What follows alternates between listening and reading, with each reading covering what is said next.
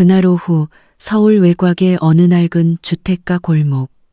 한여름의 태양이 마치 세상의 모든 불행을 굳이 쬐려는 듯 지붕 위를 무자비하게 내리누르고 있었다. 지글지글 끓는 아스팔트 위로 아지랑이가 피어오르고 골목 끝 나무 그늘조차 숨을 죽인 채 더위에 눌려 있었다.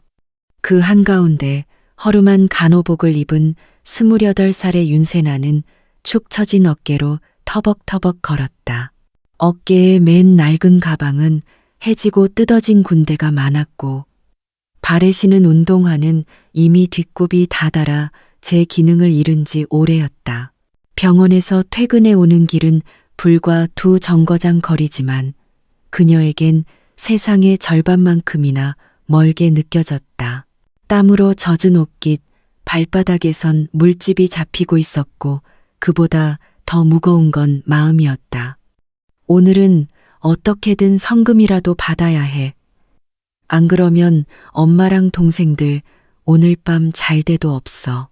세나는 이를 악물고 고개를 들었다. 땀범벅이 된 얼굴 위로 햇살이 내려앉았지만 그 눈빛만큼은 여전히 꺼지지 않는 생존의 의지를 품고 있었다. 그녀의 집, 아니 정확히 말하면 몸을 뉘일 공간이었던 고시원은 이제 더 이상 그녀의 공간이 아니었다. 문 앞에는 굵은 자물쇠와 함께 세나의 짐이 마치 쓰레기처럼 복도에 내던져져 있었다. 낡은 여행 가방, 선풍기 하나, 헝클어진 옷가지들, 그리고 무엇보다 그녀의 자존심까지 내동댕이 쳐진 것 같았다. 야, 윤세나, 2달 밀렸잖아. 내가 참을 만큼 참았어. 고시원 주인 조순의 할머니는 손에 빗자루를 든 채 쏘아붙였다. 이제는 그냥 나가. 방은 딴 사람한테 줄 거니까. 세나는 떨리는 손으로 주머니에서 구겨진 봉투를 꺼내 보였다. 이거 오늘 겨우 성급받은 거예요. 제발 하룻밤만, 오늘 밤만 부탁드릴게요. 하지만 할머니는 등을 돌린 채 단호하게 문을 닫아버렸다. 세나는 복도에 주저앉아 더 이상 울 힘도 남지 않은 채 고개를 숙였다. 숨이 턱 막혔다. 바람 한 점 없는 더운 공기, 먼지 냄새 섞인 복도의 퀴퀴함 속에서 그녀는 자신의 존재가 점점 작아지는 걸 느꼈다. 그 순간 그녀는 핸드폰을 꺼냈다. 깨진 액정 너머로 하나뿐인 친구의 이름이 떴다. 강하은. 걸까 말까. 망설임 끝에 전화를 걸었다. 신호음이 몇 번 울리고 반쯤 잠이 깬 듯한 목소리가 들려왔다. 세나야? 하은아, 나 방에서 쫓겨났어. 말이 끝나기도 전에 하은의 목소리가 확 달라졌다. 거기 가만히 있어. 아빠랑 지금 당장 갈게. 절대 혼자 움직이지 마. 전화가 끊기고 세나는 그 자리에 그대로 주저앉았다. 손에 꼭 쥔 폰만이 지금의 전부 같았다. 사람 하나 없는 복도, 고요한 공기 속에 남은 건 세나의 메마른 심장 박동 소리뿐이었다. 눈물이 조용히 천천히 그녀의 뺨을 타고 흘렀다. 하늘은 구름 한 점 없었지만 그녀에겐 그 무엇보다 어두운 밤처럼 느껴졌다. 작은 위로 하나가 절실했던 시간, 멀리서 들려오는 오토바이 소리에 그녀는 고개를 들었다. 헤드라이트의 강한 불빛 속에서 강하은이 달려왔다. 그 뒤를 따르는 낯선 중년 남성. 강민호, 하은의 아버지였다. 그들은 한마디 말 없이 세나를 감싸 안았다. 괜찮아. 이제 우리가 있어. 여기서 이대로 두지 않을게. 세나의 눈에서는 마침내 참았던 울음이 터져 나왔다. 한참을 흐느끼다 그녀는 고개를 끄덕였다. 그렇게 더위에 지쳐버린 하루가 저물고 세나는 작지만 따뜻한 안식처를 향해 새로운 길을 걷기 시작했다. 서울 외곽의 다세대 주택단지, 강하은의 가족이 사는 단층 집은 넓지도 화려하지도 않았지만 마당 끝 화분마다 심어진 들국화와 문지방에 걸린 종이약 장식들이 그곳이 얼마나 소중하게 가꿔졌는지를 보여주고 있었다. 집 안으로 들어서자 구수한 국물 냄새가 후각을 감싸왔다. 허기진 윤세나의 배에서는 본능처럼 꼬르륵 소리가 났다. 세나야, 괜찮아. 오늘은 우리랑 같이 저녁 먹자. 강하은이 활짝 웃으며 그녀를 식탁 앞으로 이끌었다. 낡은 돗자리 위에는 단출하지만 정성 가득한 반찬이 놓여 있었다. 두부조림, 된장국, 달걀 부침, 그리고 고추장에 찍어 먹는 삶은 나물 몇 가지.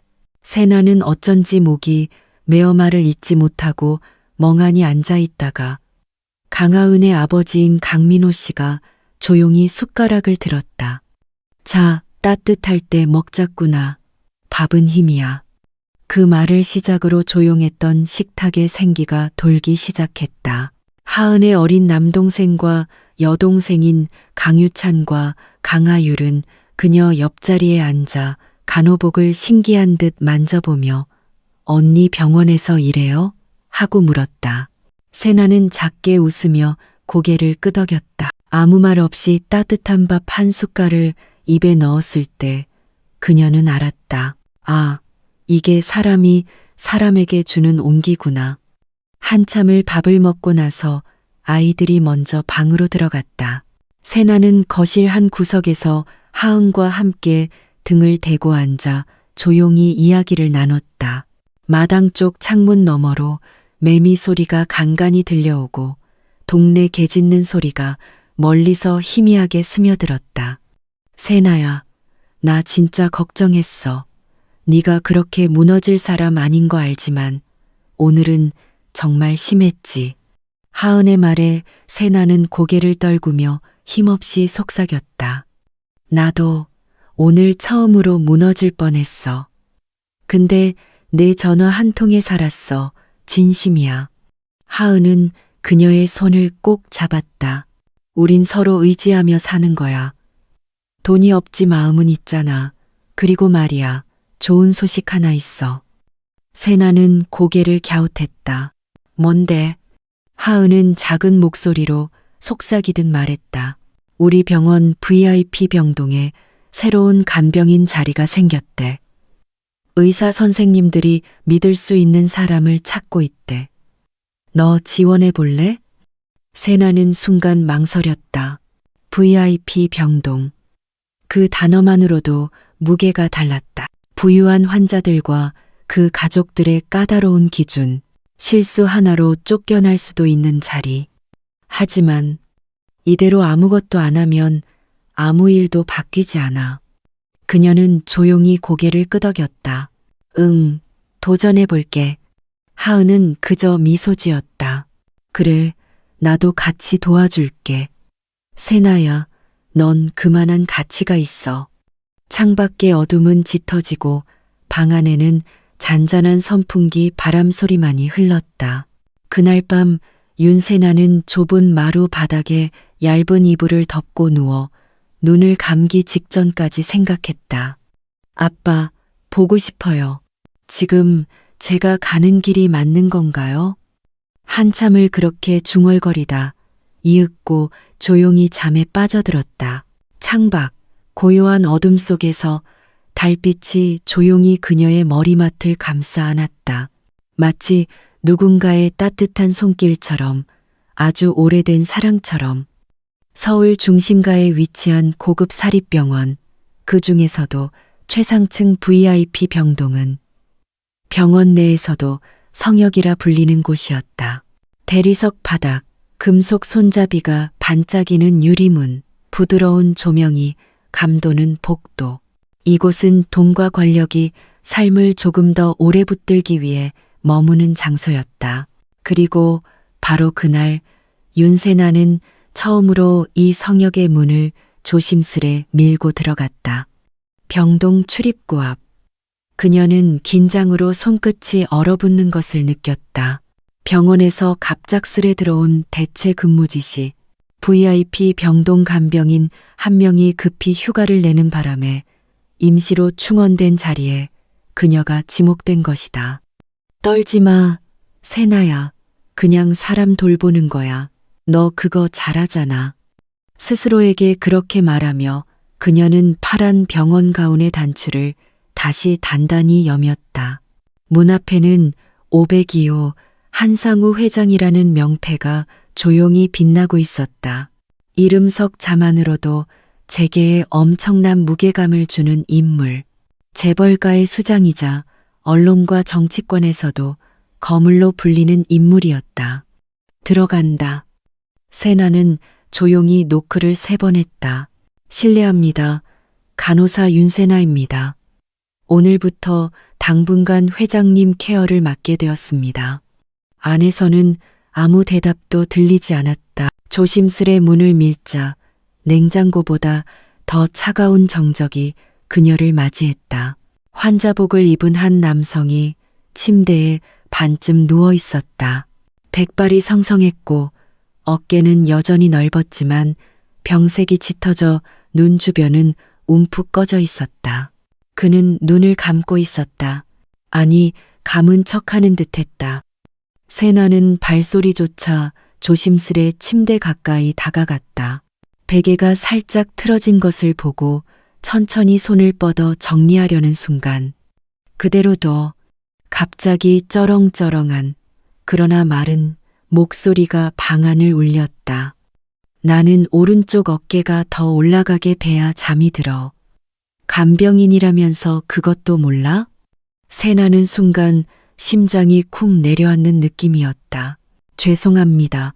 곧 다시 조정해 드릴게요. 그녀는 두 손으로 살짝 베개를 돌려놓으며 조심스럽게 말했다. 이름이 뭐지? 윤세나입니다. 노인의 눈이 천천히 떴다. 서늘하고 깊은 눈동자였다. 그러나 어딘가 마치 오래된 기억의 잔상처럼 일렁이는 감정이 그 안에 잠깐 스쳐갔다. 세나? 어디서 들은 이름 같은데. 그는 그렇게 말하며 다시 눈을 감았다. 세나는 묵묵히 고개를 숙이고 병실의 서랍장과 약 기록을 확인했다. 하지만 마음은 이미 요동치고 있었다. 들켰을까? 내가 긴장한 티가 너무 났나? 아니야, 그냥 이름이 익숙했던 거겠지. 그날 하루 동안 세나는 마치 침묵과 싸우듯 일했다. 약을 챙기고 수액을 확인하고 식사 메뉴를 묻고 찻잔을 내놓고 모든 행동 하나하나의 눈치를 보고 허투루 하지 않기 위해 안간힘을 썼다. 점심이 지나고 오후 햇살이 병실 창문을 타고 스르르 스며들 무렵 그가 입을 열었다. 차, 생강차, 뜨겁게, 너무 달면 안 돼. 알겠습니다. 세나는 서둘러 병원 지하의 카페테리아로 내려갔다. 생강을 우려내고 꿀은 아주 조금만 넣었다. 손에 쥔 보온병은 유난히 따뜻해 보였다. 마치 이 차 한 잔에 자신의 진심을 담고 싶은 듯 조심스럽게 그의 앞에 내밀었다. 생강차입니다. 입맛에 맞으실지 모르겠어요. 한상우는 말없이 잔을 들어 조심스레 한 모금 마셨다. 그리고 고개를 살짝 끄덕였다. 그 순간 그 작은 끄덕임 하나가 그녀에겐 거대한 승인처럼 느껴졌다. 퇴근 시간이 다가올 무렵 그녀는 마지막으로 병실을 정리하고 있었다. 서류를 정리하는 손끝에 그의 목소리가 불쑥 들려왔다. 세나, 이름 참 조용하네. 그녀는 살짝 놀라 고개를 돌렸다. 그는 창밖을 보며 중얼거리듯 말했다. 옛날에 누가 그렇게 부르던 소리가 떠올라서 그래. 세나는 아무 말 없이 고개를 숙였다. 그의 눈빛은 아직 차가웠지만 그 안에서 미묘하게 어딘가 물결이 일고 있었다. 그날 병실 문을 나설 때 세나는 조용히 혼잣말을 했다. 회장님, 저도 누군가의 기억 속 이름이 되고 싶은 사람이에요.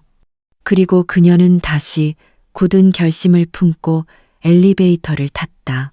그 낯선 남자, 낯선 병실, 낯선 하루. 하지만 그 속에서 조금씩 생겨나는 무언가는 단순한 간병 이상의 것이었다. 그날 이후로 윤세나는 매일 아침 첫 지하철을 타고 병원으로 향했다. 고요한 새벽 안개를 가르며 도착한 병동의 복도는 언제나 차분했지만 그녀의 마음은 늘 잔잔하지 않았다. 매일의 첫 업무는 회장님의 방문을 노크하는 것, 그리고 매일 그의 반응은 조금씩 달라지고 있었다. 처음엔 눈도 마주치지 않던 그가 이젠 세나가 들고 오는 국이나 차를 한 모금 마신 뒤 고개를 끄덕이는 습관을 들였다. 어쩌다 한번 짧은 질문도 하곤 했다. 오늘 날씨는 어때? 창밖나무는 이제 꽃 피었나? 점심은 뭘로 나왔지? 그 모든 질문은 대화가 아니라 그냥 혼잣말처럼 시작됐지만 세나는 늘 차분하게 대답했다. 그녀는 그의 말투에 담긴 작은 변화를 누구보다 예민하게 감지했다. 어느 날 오후 그녀가 침대 시트를 정리하고 있을 때 그가 조용히 물었다. 세나, 양, 몇 살이지? 28입니다. 결혼은 아직 안 했습니다. 가족들 돌보느라 여유가 없었어요. 어머니는 시장통에서 좌판을 하세요. 건강은 좀 안 좋으세요. 잠시 침묵이 흘렀다. 그리고 한상우는 조용히 창밖을 바라봤다. 눈에 띄지 않게 그의 눈빛이 잠깐 흔들렸다. 아버지는 돌아가셨어요. 제가 고등학교 2학년 때요. 한상우는 아무 말도 하지 않았지만 그의 두 손이 무릎 위에서 조용히 떨리고 있었다. 세나는 그저 그 곁에 서서 침묵으로 함께 있었다. 한참 뒤 그가 말했다.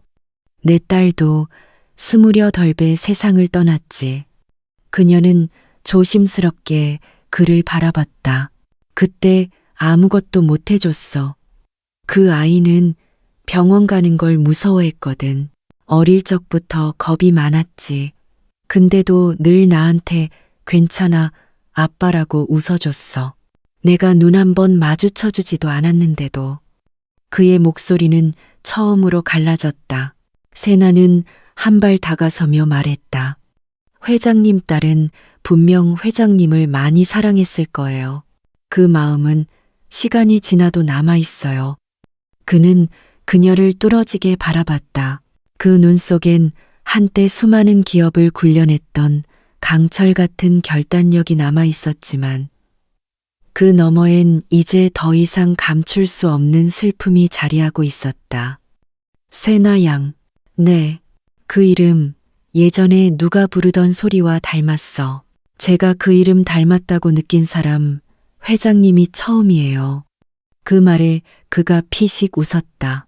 그 작은 웃음은 이 병실에서 처음 피어난 봄꽃 같은 존재였다. 그날 밤 세나는 돌아가는 길에 버스 정류장에서 잠시 멈춰섰다. 도시의 불빛 사이로 별 하나 보이지 않았지만 바람은 부드러웠다. 그녀는 문득 중얼거렸다. 그 사람 마음속에 내가 작은 등불 하나쯤은 됐을까? 그녀는 아직도 삶이 무겁다. 월급은 적고 집은 작고 가족은 병들고 미래는 불투명하다. 하지만 병실한 그 낯선 남자의 옆에서 그녀는 조금씩 새로운 의미를 배우고 있었다. 그 이름, 딸, 그 단어가 누군가의 마음속 빈자리를 채우는 것처럼, 그리고 자신도 어쩌면 처음으로 누군가에게 필요한 사람이 되어가는 것처럼. 그날 아침 윤세나는 유난히 일찍 병원에 도착했다. 창문 너머로 비칠 듯 말 듯한 햇살, 희미한 초봄의 공기. 그녀는 평소보다 더 정돈된 머리와 깨끗한 가운을 입고 병실 앞에 섰다. 문을 노크하고 들어서자 예상 밖으로 회장님이 벌써 깨어 있었다. 침대에 앉은 그의 손에는 얇은 종이 한 장이 들려 있었고 그 옆에는 오래된 사진 한 장이 놓여 있었다. 왔는가? 그의 목소리는 나직했지만 선명했다. 그는 세나에게 손짓해 옆으로 오라 하더니 사진을 건넸다. 이 아이가 내 딸이다. 이름은 한수연. 세나는 사진을 조심스레 받았다. 그 속의 소녀는 웃고 있었다. 짧은 단발머리, 맑은 눈빛, 살짝 삐뚤어진 앞니. 어딘가 모르게 익숙한 느낌. 아니, 마치 그녀 자신이 거기에 들어있는 것만 같았다. 수연이는 늘 책을 끼고 다녔지. 글을 좋아했어. 나한테 편지를 쓰곤 했는데 난 바쁘다는 핑계로 그 편지를 읽어본 적도 없었어. 그는 말을 멈췄다. 창밖을 멍하니 바라보며 한참을 조용히 있었다. 세나는 그 시간 동안 아무 말도 하지 않았다. 대신 조용히 손수건을 꺼내 그의 손등에 얹어주었다. 그 작은 손수건 위로 회장님의 눈빛이 잠시 흔들렸다. 그 순간 그의 눈동자 속에 잔잔히 떠오른 감정은 죄책감도 아니었고 슬픔도 아니었다. 그것은 오직 그리움이었다. 지나간 시간을 되돌릴 수 없음에 대한 절절한 그리움. 세나 양, 네, 오늘 하루 수연이라고 불러도 될까? 세나는 대답 대신 미소 지었다. 그녀의 눈엔 물기 어린 따스함이 스며 있었고 입가에는 담담한 결의가 엿보였다. 네, 아버지. 그 짧은 대답 하나에 병실 공기는 달라졌다. 마치 단단했던 얼음이 봄볕 아래서 서서히 녹기 시작하는 듯. 한상우의 표정도 그간 볼 수 없었던 편안함을 머금고 있었다. 그날 하루 세나는 그의 곁에서 함께 식사를 하고 책을 읽어주고 창밖을 함께 바라봤다. 그는 세나를 딸인 양 부르며 웃었고 세나는 그 부름에 조용히 네, 아버지 라고 대답했다. 그들은 아무 약속도 하지 않았지만 마치 오랜 시간 함께했던 가족처럼 서로를 바라보았다. 단 하루의 연극. 그러나 그 연극은 어떤 진실보다 진심이었다. 저녁 무렵 한상우는 세나의 손을 꼭 잡았다. 수연아, 오늘 하루 정말 고맙다. 세나는 그의 손을 감싸주며 말했다. 저도 오늘을 평생 기억할 거예요. 아버지. 그는 눈을 감았고 아주 오랜 시간 숨을 고르듯 조용히 있었다. 세나는 그의 곁을 끝까지 지켰다. 하루였지만 그 하루는 누군가에게 남은 생의 마지막 봄이자 또 다른 누군가에게는 인생을 바꾸는 시작이 되었다. 그리고 다음 날 아침 한상우 회장은 조용히 눈을 감은 채로 발견되었다. 침대 머리맡에는 작은 손수건 한 장이 니트리 폴드 되어 있었고 그 위엔 사진 한 장과 함께 짧은 메모가 남겨져 있었다. 수연아, 내 생의 마지막 선물이 되어줘서 고맙다. 너를 만나 진심으로 따뜻했다. 아버지가. 장례식장은 봄비가 내리듯 조용했다.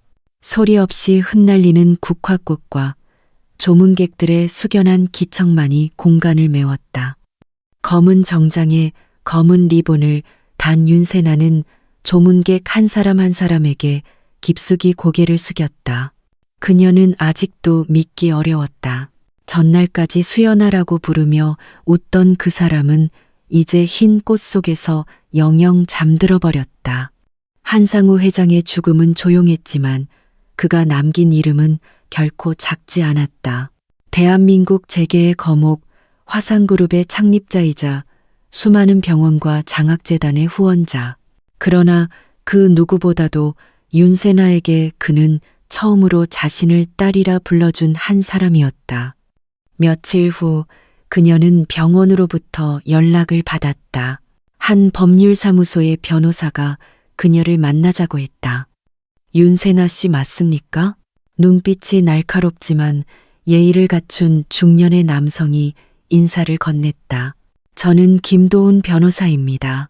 고인께서 생전에 남기신 유언에 따라 연락드렸습니다. 유언이요? 세나는 당황한 표정으로 되물었다. 그저 하루 동안 딸 역할을 했을 뿐인 자신에게 무슨 유언인가 싶었다. 김 변호사는 조용히 봉투 하나를 꺼내 그녀 앞에 내려놓았다. 봉투에는 익숙한 필체로 이렇게 적혀 있었다. 윤세나에게, 내 딸 수연에게. 손이 떨렸다. 세나는 천천히 봉투를 열고 안을 들여다봤다.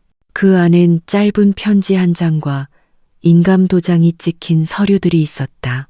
수연아, 나는 너를 한 번 더 만난 것만으로도 충분히 축복받았다. 네가 있어 내 마지막 봄은 따뜻했다. 내 전 재산 중 일부를 너에게 맡긴다. 돈이 아니라 마음을 남긴다. 그 돈으로 누군가의 미래의 햇살 한 줌을 비춰줄 수 있기를 바란다. 수연아, 나의 진짜 딸도 너처럼 다정하고 환한 아이였단다. 내가 미처 안아주지 못한 그 마음, 이제 너에게 부탁한다.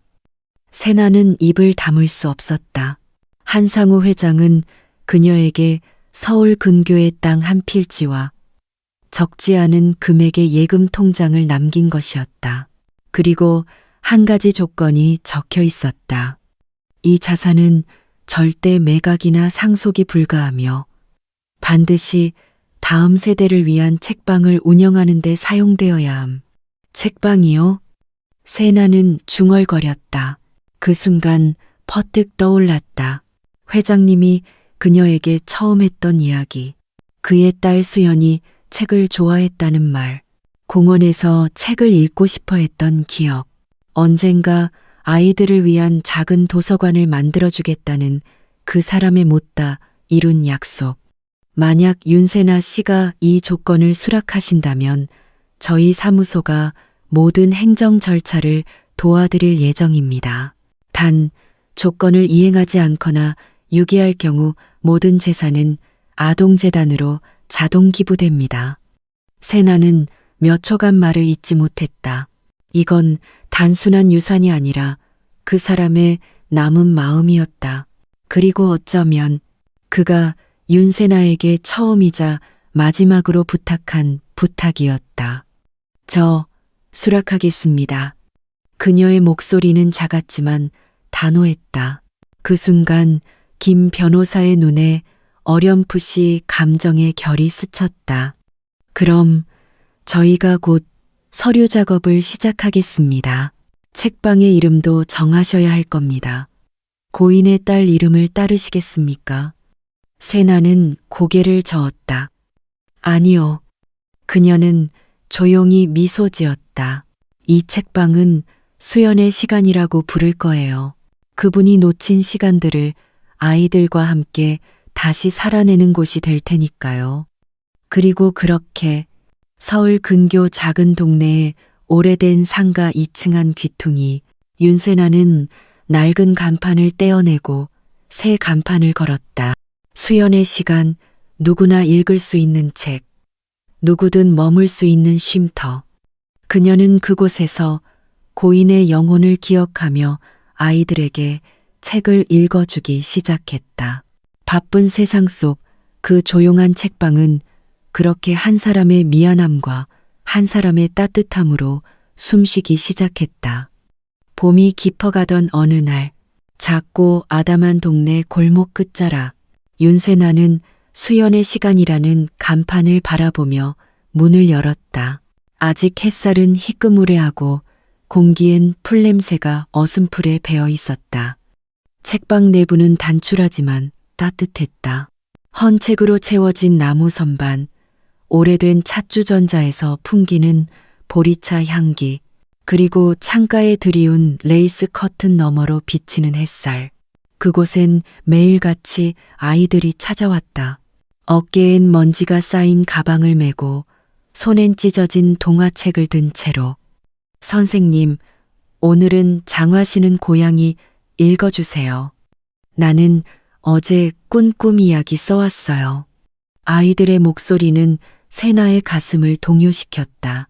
마치 한상우 회장이 마지막으로 건넸던 부탁이 생명을 얻은 것처럼 그녀는 아이들 한 명 한 명에게 다정한 말투로 인사를 건네고 작은 종이 노트에 이름을 적어주며 책을 골라주었다. 책방은 단순한 공간이 아니었다. 그곳은 누군가의 상처가 아물고 누군가의 꿈이 다시 시작되는 작은 정원이었다. 어느 날 오후 책방 문이 조용히 열리더니 낯익은 인물이 들어섰다. 검은 양복, 희끗한 머리, 두 손엔 서류 봉투를 든 채였다. 윤세나 씨 맞으시죠? 네, 그런데요. 저는 화산그룹의 후계인 한도현이라고 합니다. 제 아버지, 그러니까 한상우 회장님의 아들입니다. 세나는 깜짝 놀랐다.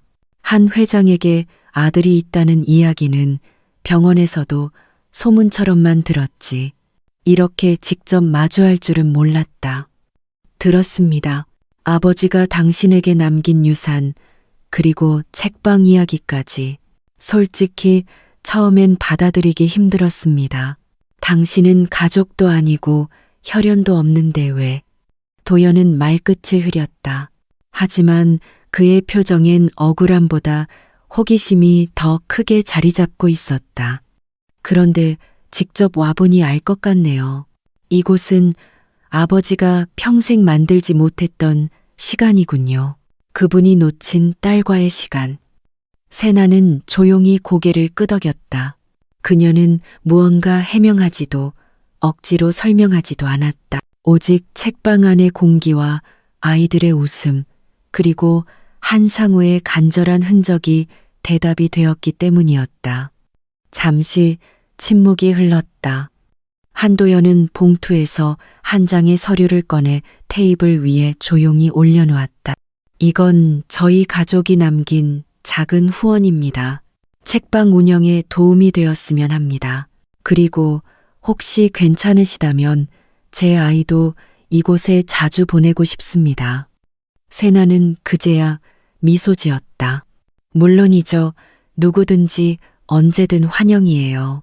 이곳은 가족이 아니더라도 함께 할 수 있는 곳이니까요. 그날 이후 수연의 시간은 더 많은 이들의 발길을 받았다.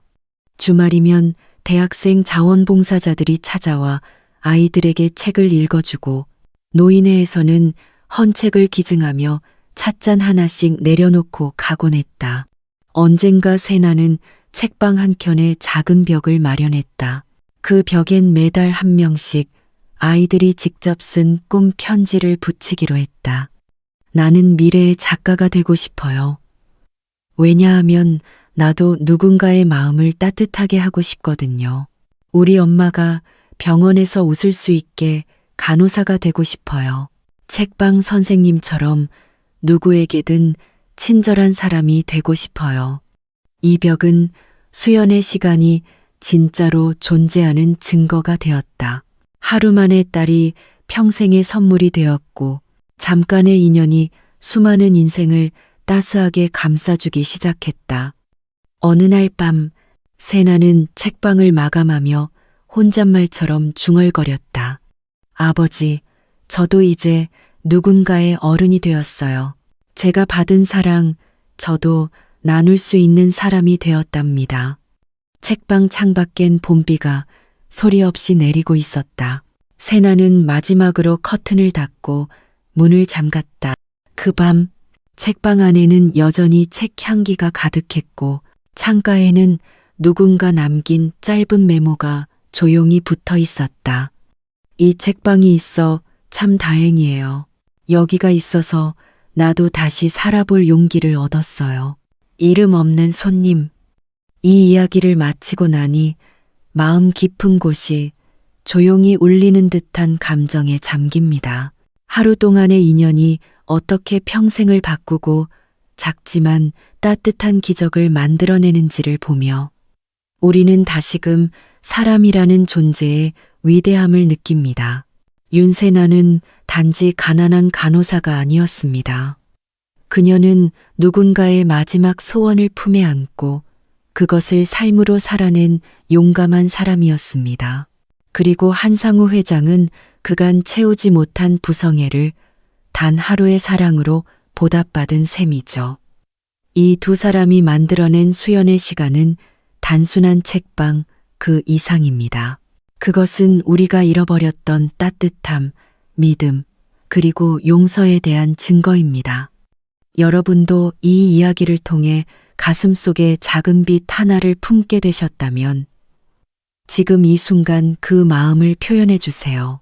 이 영상이 좋았다면 좋아요 버튼 꾹 눌러주시고 다음 이야기가 궁금하신 분들은 구독을 꼭 해주세요. 그리고 댓글로 여러분의 생각과 느낀 점을 자유롭게 나눠주세요. 당신의 이야기를 저도 듣고 싶습니다. 이건 아직 끝이 아닙니다. 제2부 새로운 인물과 더 깊은 이야기로 다시 돌아옵니다. 윤세나와 수연의 시간은 계속됩니다. 우리 다음 편에서 또 만나요. 7277